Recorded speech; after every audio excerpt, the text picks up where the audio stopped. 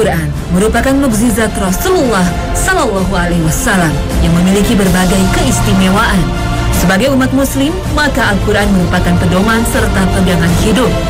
Segala hal yang akan menyelamatkan umat muslim terdapat petunjuknya di dalam Al-Quran. Tidaklah sempurna iman seseorang bila ia tidak mempelajari Al-Quran. Al-Quran menjadi rahmat bagi umat muslim yang beriman, seperti dijelaskan dalam surat Al-Isra ayat 82. وَنُنَزِّلُ مِنَ الْقُرْآنِ مَا هُوَ شِفَاءٌ وَرَحْمَةٌ لِّلْمُؤْمِنِينَ وَلَا يَزِيدُ الظَّالِمِينَ إِلَّا خَسَارًا. Al-Quran sebagai pedoman hidup bersama dengan iman merupakan cahaya yang akan menerangi perjalanan hidup seorang muslim dan menuntunnya menuju keselamatan. Begitu hebatnya manfaat Al-Quran, maka Al-Quran harus diajarkan pada anak sejak dini. Hal ini juga dilakukan artis Irfan Hakim pada anaknya Aisyah. Meskipun usianya baru 5 tahun, namun sedikit demi sedikit Irfan telah mengajarkan hafalan Al-Quran. Saat ini putri pertamanya tersebut telah menghafal 5 surat. Irfan berusaha mengajarkannya dengan cara yang menarik anak-anak. Begitu indahnya sebagai umat muslim bila memiliki keluarga yang cinta terhadap Al-Quran. Namun seringkali yang kita temui, anak-anak kecil menyanyikan lagu orang dewasa, hafal belasan lagu cinta, bahkan sambil berjoget tanpa makna. Tapi tanyakan pada mereka, apakah mereka hafal satu surat Ummul Quran Al-Fatihah? Bagi yang belum hafal, yuk kita baca bersama. Itulah Ummul Quran, ibunya Al-Quran. Melalui satu surat Al-Fatihah, kita membuka pintu pengajaran Quran kepada anak-anak, mengenalkan mereka akan surat lainnya.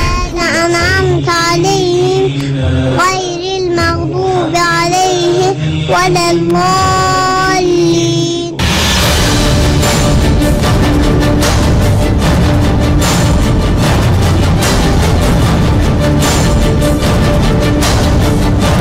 Assalamualaikum warahmatullahi wabarakatuh. Selamat pagi pemirsa Trans 7. Hasanah Ensiklopedi Islam Dunia kembali hadir untuk melengkapi wawasan Anda mengenai Islam dan berdasar pada Al-Quran dan Sunnah. Kali ini Hasanah akan membahas tentang manfaat Quran bagi anak. Anak merupakan amanah dan hadiah teristimewa dalam sebuah keluarga. Bagi orang tua, anak dapat menjadi perekat dan penyegar yang semakin mendekatkan kedua orang tua. Bahkan doa anak soleh adalah salah satu amalan yang tidak akan terputus, seperti dijelaskan dalam hadis riwayat Muslim. Jika seorang anak Adam mati, maka terputuslah semua amalnya kecuali 3: sedekah jariah, ilmu yang bermanfaat, dan anak soleh yang berdoa untuknya. Begitu pentingnya seorang anak dalam kehidupan umat muslim, mengharuskan kita untuk menjaga amanah yang diberikan Allah sebaik-baiknya. Pertanyaan yang seharusnya ada dalam tiap orang tua, yaitu kita mengajarkan Al-Quran pada anak. Sudah cukupkah kita mengajarkan Islam pada anak? Islam merupakan agama yang dirahmati Allah. Bagi orang yang beriman, Islam itu ada di dalam diri, tidak dapat dipisahkan. Lalu bagaimanakah membentuk pribadi anak agar menjadi soleh atau solehah? Anak bukanlah orang dewasa dalam bentuk kecil. Memperlakukan dan mendidik mereka tentu berbeda dengan memperlakukan orang dewasa. Pada usia dini, anak mengalami masa keemasan atau sering disebut the golden years. Masa ini merupakan masa di mana anak mulai peka atau sensitif untuk menerima berbagai rangsangan. Masa peka pada masing-masing anak berbeda seiring dengan laju pertumbuhan dan perkembangan anak secara individual. Masa peka adalah masa terjadinya kematangan fungsi fisik dan psikis yang siap merespons stimulasi yang diberikan oleh lingkungan. Masa ini juga merupakan masa peletak dasar untuk mengembangkan kemampuan kognitif, motorik, bahasa, sosio-emosional, agama, dan moral. Di masa ini perkembangan otak manusia terjadi sangat pesat. Sampai usia anak 3 tahun, berat otak mencapai 80% dari berat otak orang dewasa. Setelah 3 tahun, pertumbuhan otak tetap berlangsung, namun tidak secepat sebelumnya. Saat usia anak mencapai 6 tahun, maka struktur otak akan mendekati sempurna.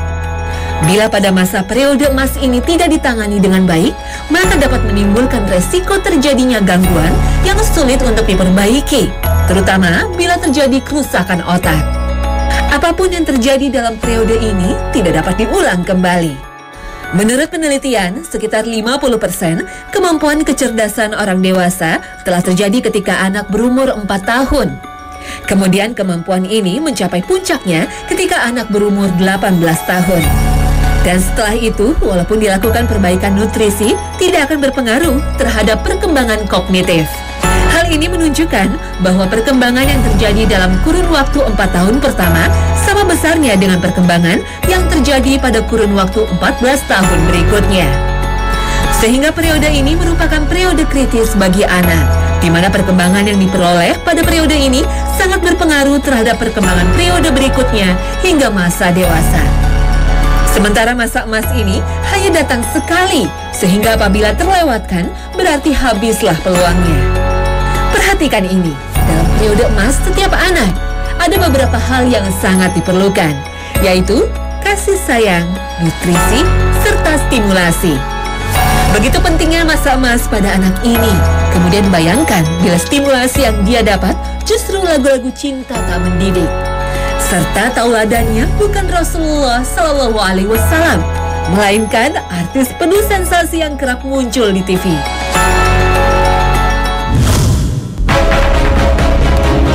Setiap orang tua tentu menginginkan yang terbaik bagi anaknya.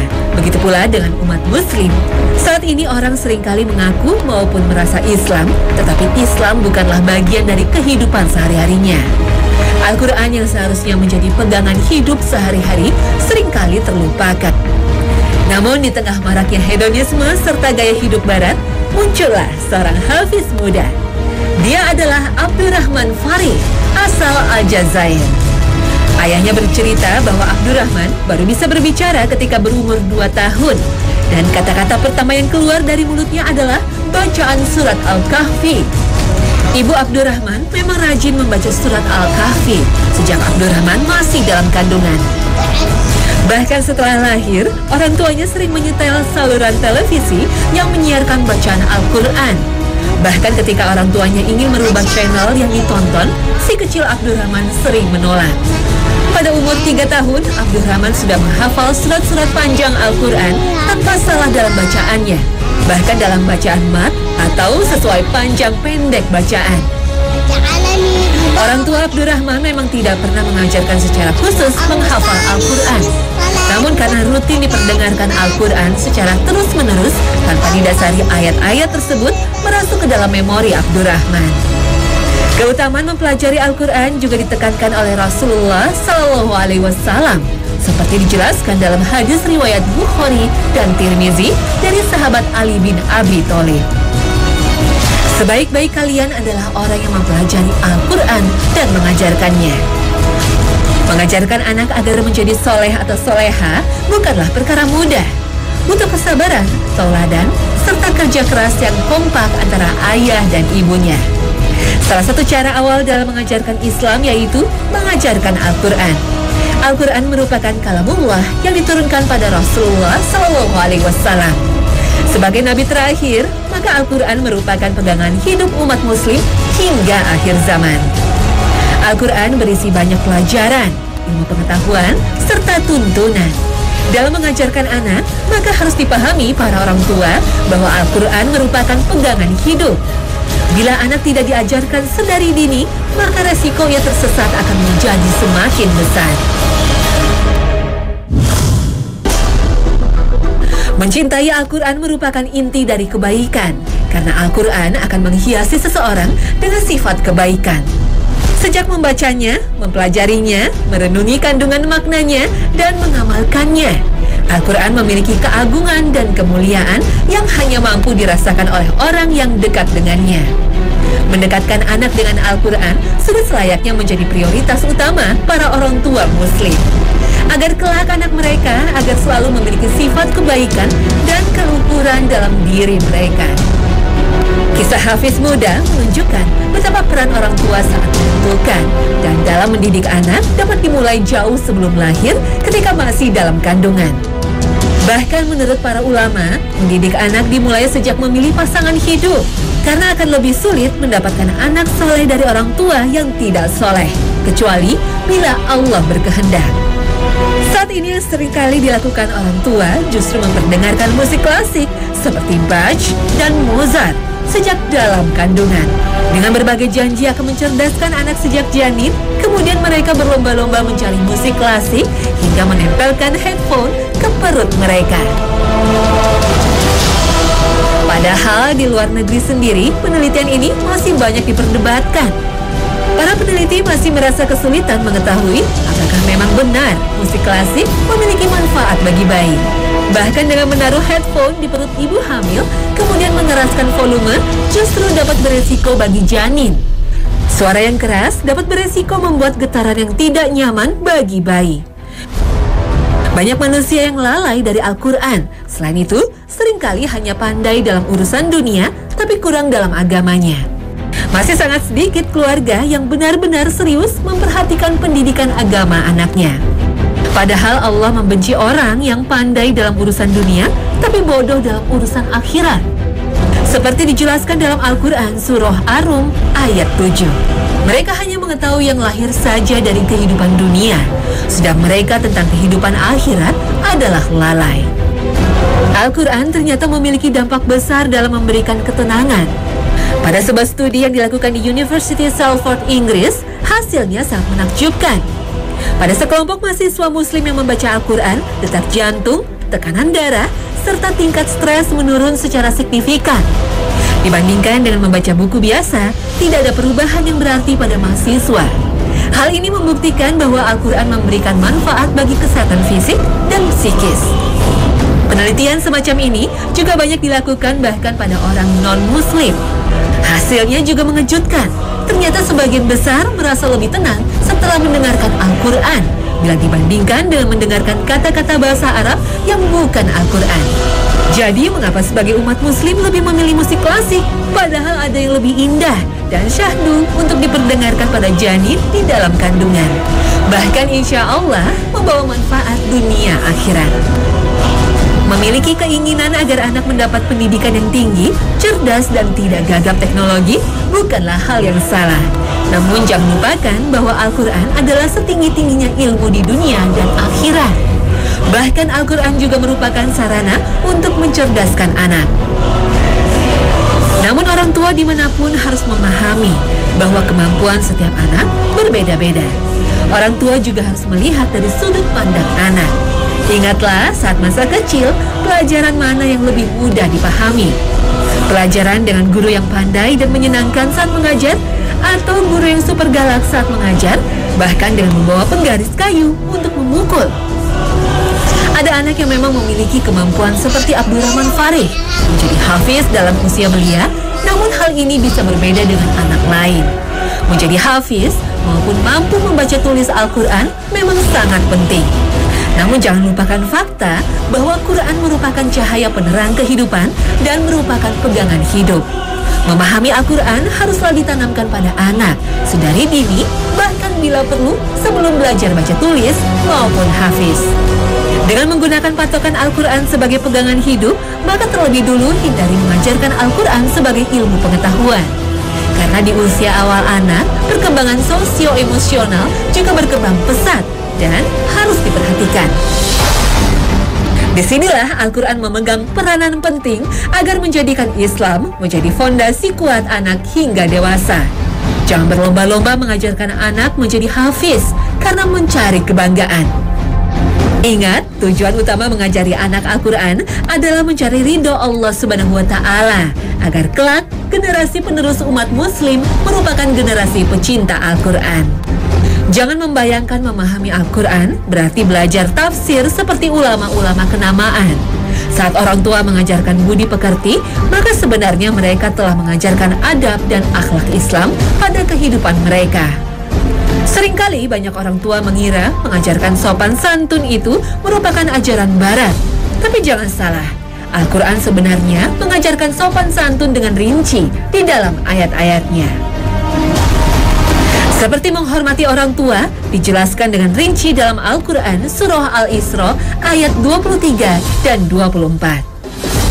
Dan Tuhanmu telah memerintahkan supaya kamu jangan menyembah selain Dia, dan hendaklah kamu berbuat baik kepada ibu bapakmu.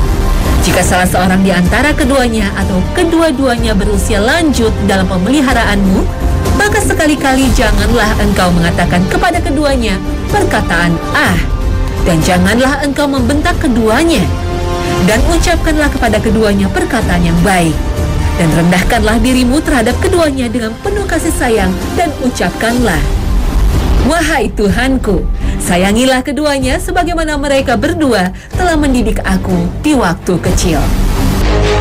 Surat Al-Isra tersebut menanamkan budi pekerti yang merupakan adab dan akhlak umat muslim. Namun bagaimana mengajarkan hal itu pada anak usia dini? Sesungguhnya caranya sangat mudah. Berikan teladan atau contoh, karena anak adalah peniru yang luar biasa. Saat orang tua menunjukkan kasih sayang serta kesabaran pada anak dalam kehidupan sehari-hari, sebenarnya perbuatan tersebut mengajarkan pada anak untuk berperilaku penuh kasih dan lemah lembut pada orang lain. Orang tua pemarah dan sering membentak akan mengajarkan anak untuk berperilaku seperti itu pula. Sekali lagi, anak adalah peniru yang sempurna. Menyayangi anak juga dicontohkan oleh Rasulullah SAW, seperti diriwayatkan dalam hadis Bukhari, bahwa Nabi SAW mencium Hasan bin Ali, dan di samping beliau ada Aqra bin Habis At-Tamimi. Maka berkatalah Aqra, "Sesungguhnya aku punya 10 orang anak, tetapi tidak seorang pun yang pernah kucium." Lalu Rasulullah SAW melihat kepadanya seraya berkata, "Barang siapa yang tidak mau menyayangi, maka ia tidak akan disayangi." Subhanallah, Rasulullah pun mencontohkan perilaku lemah lembut dan penuh kasih sayang pada anak. Sudahkah orang tua memperlakukan anak mereka seperti itu? Padahal tanpa disadari, perilaku kasih sayang tersebut juga bersumber dari Al-Quran. Memiliki anak yang sayang terhadap orang tuanya dengan izin Allah akan lebih mudah bila orang tua yang memberikan teladannya terlebih dahulu. Tidak ada yang salah bila orang tua ingin anaknya pandai baca tulis Al-Quran maupun menjadi hafiz. Justru hal tersebut merupakan kewajiban umat muslim. Namun mengajarkan sesuatu pada anak di waktu yang tepat akan lebih mudah dibandingkan mengajarkannya secara terus-menerus dan berlebihan tanpa memahami kemampuan sang anak. Hal ini juga dicontohkan saat mengajari anak sholat. Seperti sabda Rasulullah dalam hadis riwayat Tirmizi, "Ajarilah anak melakukan sholat pada usia 7 tahun dan pukullah pada usia 10 tahun." Dalam hadis ini disebutkan usia 7 tahun karena diharapkan saat usia anak mencapai usia 7 tahun, mereka sudah memiliki akal sehat untuk mulai bisa membedakan mana yang baik dan mana yang buruk atau mumayyiz. Namun jika anak saat mencapai usia ini belum mumayyiz, maka belum ada kewajiban anak untuk melakukan sholat. Kemudian saat usia 10 tahun, seorang anak belum melaksanakan sholat, maka pukullah ia. Memukul yang dimaksud di sini bukanlah memukul yang menyakiti anak dan merusak tubuhnya, namun lebih kepada mengajari anak dengan sungguh-sungguh dan membiasakan anak sholat. Lagi-lagi, teladan orang tua sangat dibutuhkan dalam hal ini. Hadis tersebut juga membahas betapa pentingnya menanamkan sesuatu pada anak sesuai pada waktunya. Apalagi telah terbukti secara ilmiah bahwa setiap manusia memiliki God spot di dalam otaknya dan bisa dibentuk lebih sempurna sedari dini.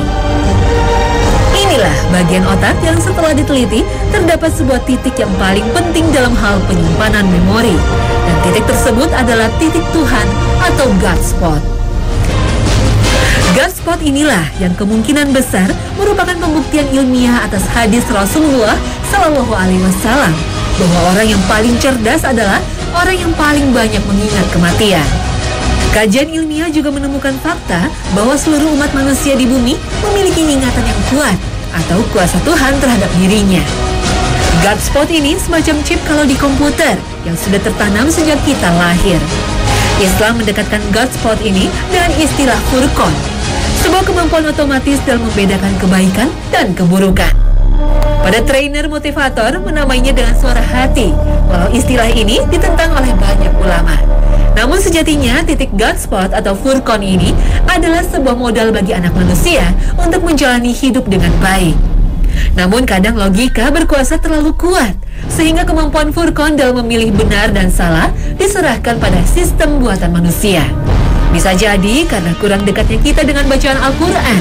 Bisa jadi karena kita merasa lebih baik dengan sistem kerja buatan manusia. Bisa jadi itu setan.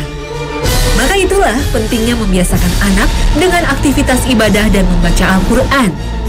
Merangsang otak bekerja dalam satu frekuensi dengan Furqan atau God spot, sehingga otak kita membenarkan apa yang dibenarkan oleh Allah semata, bukan benar berdasarkan sistem yang lahir dari logika manusia. Dalam pengajaran Quran, orang tua dapat dengan mudah mengambil ayat-ayat Al-Quran yang dapat disesuaikan dengan kehidupan sehari-hari. Seperti contoh saat mengajari anak berpuasa, orang tua dapat menyebutkan sumbernya dari surat Al-Baqarah ayat 183. Ayah maupun ibu dapat mengajari anak alasan mereka berpuasa, sembari mengajarkan sumber dari perintah tersebut dengan cara sambil bermain atau bernyanyi.